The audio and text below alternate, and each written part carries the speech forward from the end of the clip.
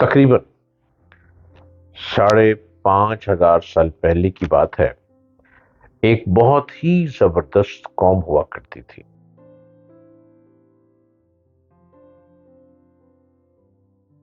السلام علیکم۔ امید ہے کہ آپ خیر و عافیت سے ہوں گے اور ہر روز آپ مجھ کو سنتے جا رہے ہیں۔ یوٹیوب چینل ڈاکٹر جلیل اسلم آفیشل۔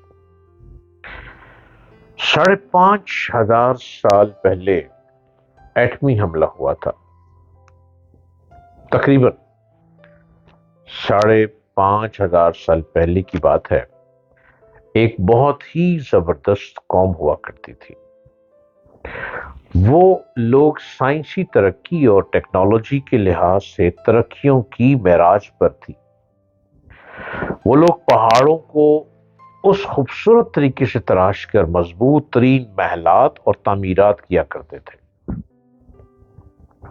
کہ آج کی سائنس ان کی عقل دانش پر اش اش کر اٹھے۔ وہ لوگ اس قدر ماہر تعمیرات تھے کہ انہوں نے جنت تک بنا لی تھی۔ وہ انتہائی طاقتور، قدآور اور جینیس تھے۔ اپنی انہی خصوصیات کی وجہ سے وہ اس دور کی سپر پاور کہلاتے تھے۔ اپنی ترقی، تعمیرات اور خصوصیات کی وجہ سے سرکش ہوتے چلے گئے۔ وہ خدائے وحدہ لا شریک کے وجود سے منکر ہو گئے تھے۔ انبیاء ان کو ہدایت کی بات سمجھاتے تو وہ ان کا مذاق اڑاتے، اذیتیں، تکلیفیں پہنچاتے، اپنی بستیوں سے تشدد کر کے نکال دیا کرتے۔ وہ خطہ بہت سرسبز و شاداب تھا، لیکن جب ان پر عذاب نازل کرنے کا فیصلہ کر لیا گیا تو ان کے ہاں بارشیں روک دی گئیں، لیکن وہ پھر بھی باز نہ آئے۔ ان کے ہاں بارشوں اور بادلوں نے اپنے رب کے حکم سے بالکل رخ پھیر لیا، جس کی وجہ سے وہاں قحط سالی والی صورتحال پیدا ہو چلی تھی۔ پھر ایک روز انتہائی عجیب و غریب واقعہ رونما ہوا۔ انہوں نے ایک روز آسمان پر اٹھنے والے ایک دھوئیں کے بادل کو دیکھا جو تیزی سے ان کی طرف بڑھ رہا تھا۔ اس بادل کو دیکھ کر وہ بہت خوش ہوئے اور وہ سمجھے کہ ان کی قحط سالی ختم ہو گئی ہے۔ یہ بادل خوب برسے گا اور ایک بار پھر ان کے ہاں ہر طرف ہریالی اور سبزے کا دور دورہ ہو جائے گا۔ لیکن یہ بادل قہر برسانے والا تھا۔ یہ وہ بادل نہیں تھا، بلکہ اس بادل نے سوائے ان کے مضبوط مکانات، محلات کے کچھ بھی نہیں چھوڑا تھا۔ قرآن پاک میں اس واقعے کا ذکر کچھ اس طرح ملتا ہے۔ پھر جب انہوں نے اسے دیکھا کہ وہ ایک ابر ہے جو ان کے میدانوں کی طرف بڑھا چلا آ رہا ہے، کہنے لگے کہ یہ تو ابر ہے جو ہم پر برسے گا، بلکہ یہ وہی ہے جس سے تم جلدی چاہتے تھے، یعنی آندھی جس میں دردناک عذاب ہے۔ وہ اپنے رب کے حکم سے ہر ایک چیز کو برباد کر دے گی۔ بس وہ صبح کو ایسے ہو گئے کہ سوائے ان کے گھروں کے کچھ نظر نہ آتا تھا۔ ہم اسی طرح مجرم لوگوں کو سزا دیا کرتے ہیں۔ سورۃ احقاف آیت 24-25۔ یہ رب العالمین نے فرمایا۔ وہ ایک ایسی تند و تیز اور تابکار اثرات والی ہوا تھی جس نے ہزاروں سال گزرنے کے بعد بھی اس خطے زمین کو آباد نہیں ہونے دیا تھا۔ وہاں پر کسی نباتات اور ہریالی کو نہ تو چھوڑا تھا اور نہ ہی کسی کو سلامت رہنے دیا تھا۔ وہ ہوا جہاں جہاں سے گزرتی انسانوں کے جسموں سے گوشت کو اتار کر اسے صرف ہڈیوں کا پنجرا رہنے دیتی۔ ایٹمی حملے کی طرح انسانوں کے جسموں کا گوشت پگھل کر بھاپ میں تبدیل ہو گیا۔ وہ ہوا ایسی بانچ کر دینے والی تھی جسے تابکاری کسی جگہ کی زمین کے اندر تک اثر کر کے اس کو بانچ کر دیتی ہے، کسی چیز کو پیدا نہیں ہونے دیتی۔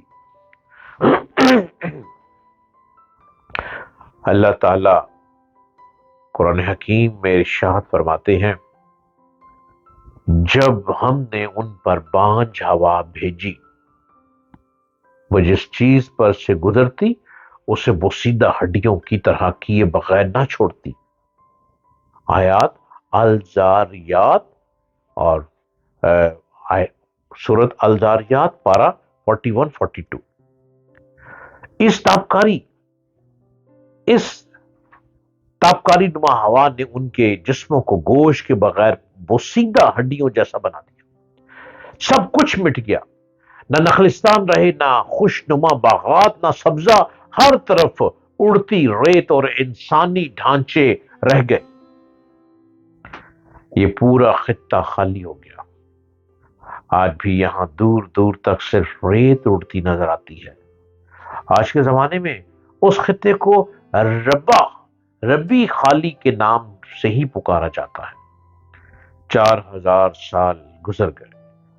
ایک روز اسی علاقے سے دنیا کے بہترین انسانوں کا ایک لشکر گزرا، جس کی قیادت کائنات کے سب سے بہترین انسان کر رہے تھے۔ لشکر ایک طویل مسافت طے کر کے آ رہا تھا۔ اہل لشکر نے اس خطے میں کچھ کھنڈرات دیکھے تو وہاں کچھ دیر رک کر آرام کرنے اور کھانے پینے کا ارادہ کیا۔ وہیں ایک کنواں بھی موجود تھا۔ لشکر نے کنویں سے پانی لیا، وہاں کچھ خشک لکڑیاں اکٹھی کی اور ان کو جلا کر روٹی اور سالن تیار کرنے لگے۔ جب دو جہاں کے سردار حضرت محمد مصطفیٰ صلی اللہ علیہ وآلہ وسلم اور لشکر کے قائد کو اس بارے معلوم ہوا تو آپ صلی اللہ علیہ وآلہ وسلم، آپ پر کروڑوں درود و سلام، آپ صلی اللہ علیہ وآلہ وسلم نے اپنے ساتھیوں کو حکم دیا کہ کنویں سے نکالا ہوا پانی، پکائی ہوئی روٹیاں اور تیار شدہ سالن کو ضائع کر دو، اور اس میں سے کچھ بھی نہ کھاؤ اور نہ ہی پیو۔ جتنی جلدی ہو سکے یہاں سے آگے نکل جاؤ، ورنہ تم سب پر بھی بلا آ سکتی ہے۔ یہاں پر قوم کو عذاب دیا گیا تھا، ایک قوم کو عذاب دیا گیا تھا۔ یہاں کی کسی چیز کو مت استعمال کرنا۔ ایک کھانا جو ایک بڑے لشکر کے لیے تیار کیا گیا تھا، بہت بڑی مقدار میں تھا، لیکن آپ صلی اللہ علیہ وآلہ وسلم کے حکم پر سارے کا سارا ضائع کر دیا گیا۔ یہ آپ صلی اللہ علیہ وآلہ وسلم کی روحانی بصارت تھی کہ آپ صلی اللہ علیہ وآلہ وسلم نے اس جگہ پر نہ نظر آنے والی وبا یا بلا کا پتہ لگا لیا تھا جو انسانوں کے لیے مہلک تھی۔